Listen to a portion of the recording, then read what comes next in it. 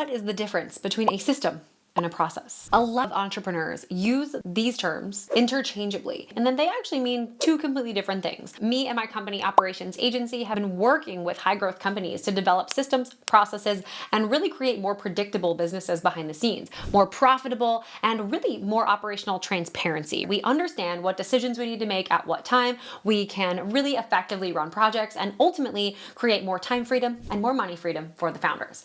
I think a lot of noise in the marketplace around operations. We've got our big books, we've got eMyth, we've got traction, we've got clockwork, we've got scaling up, we've got all of the things that we need to do around creating repeatable business systems. But ultimately, what we never really get is the quick and dirty way to set things up repeatably in our business. I want to make sure that every business owner feels like they have access to simple systems that they can set up today and a way to create repeatable process in their company so that their people understand what to do, when to do, and how to do it. We want to keep businesses in business and make sure that operations doesn't feel like such an overwhelming thing to implement. So, what is a system and what is a process? A system is a compilation of processes into usually an automated fashion that you can repeat over time.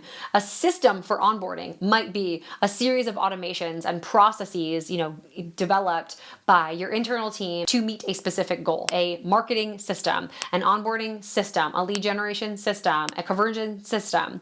I think at the end of the day, it's multiple moving parts, and it could even be over a longer period of time. A process actually has three really specific layers, and it defines how to do something, when to do something, and why to do something inside of the business. Processes are actually one of the most unique things that business owners can develop because it helps us understand all of those three levels of how we do things differently in our agency, right? If we're in a position where we're running a digital marketing agency and we're building websites, I could probably throw a rock out my window right now and hit 10 additional agencies who are doing really similar things. But our process is really the way that we can differentiate. Our process is really the way that we can start to transfer knowledge on how and when and why to do things inside of the company. So let's break these down. Let's start with systems because it's probably a little bit more complicated.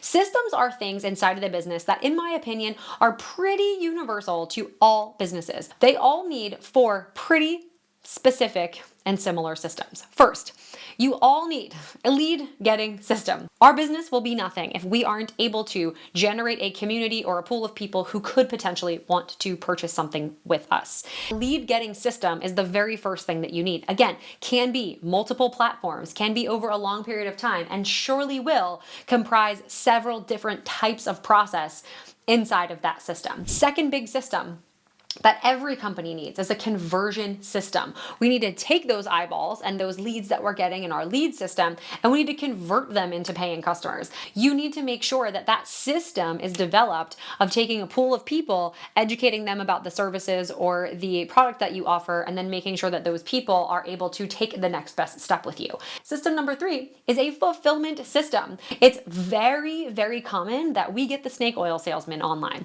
We get the people who make lots of promises and bold claims, and then they don't have the cojones to follow up with it behind the scenes.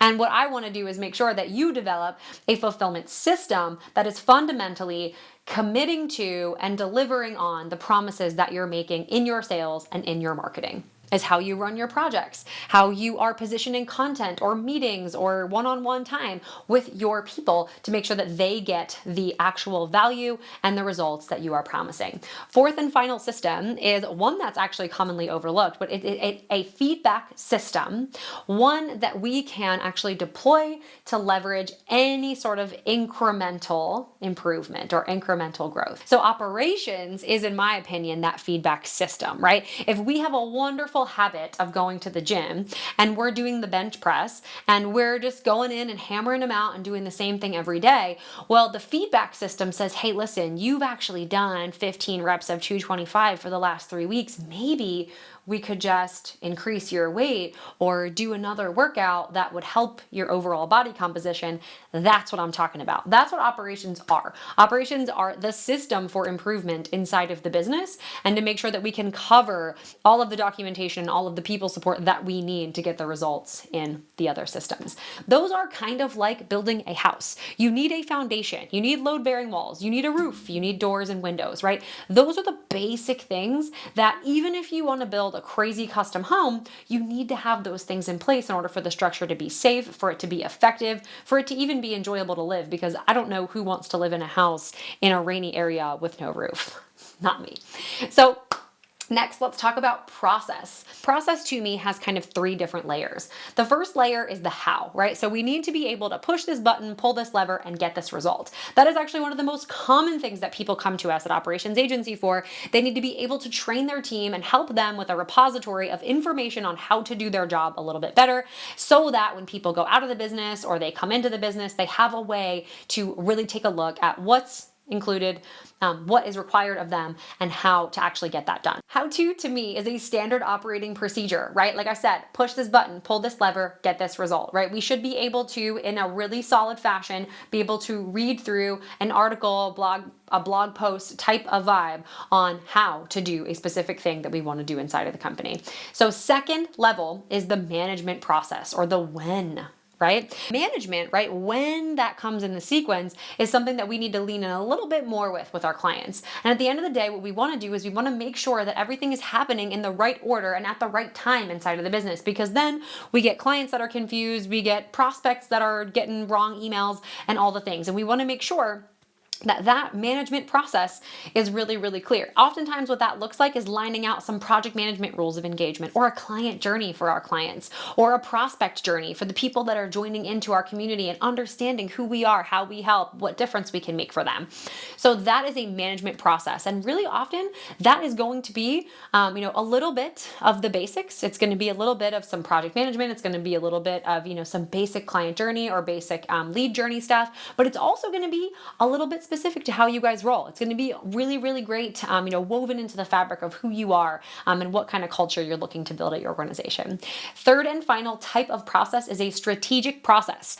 A lot of people think of this like intellectual property, and oftentimes it can be. This actually makes your company way more valuable. Intellectual property companies sell for much, much more than folks who do not have intellectual property. And it can help us get out of that trading time for money. So if you have, a process or a strategic way that you actually work on your client accounts, or a way that your product or service can help them, and they can understand it at a high level, a process in and of itself, then the process can be packaged and sold outside of the specific face, right? I think our clients understand, okay, this is the map, and this person did this so many times that they've now created a repeatable process around it, and it's going to help me. Systems and processes, again, very different things. There are basically 2 lanes, and they do actually cross over quite a bit. So you can create a system, a sales system, and there will be, several SOPs in there, maybe a management process, or maybe even a strategic process about how you guys approach closing deals, or how you really think through, what type of right fit customer is actually, worthwhile for you guys to work with. And I think at the end of the day, there is a lot of crossover, but really creating 2 lanes to consider. Okay, what is our process? Ask yourself, what delivery vehicle is best? Is it a piece of technology? Is it automation? Is it a person? And then you can compile those SOPs, those management processes, and your strategic process into repeatable systems. If this was helpful and perhaps even slightly overwhelming, go ahead and drop a comment below and let me know what you thought of this, what questions you have, and if you are looking to create repeatable process in your company, we would love to consider partnering with you on that.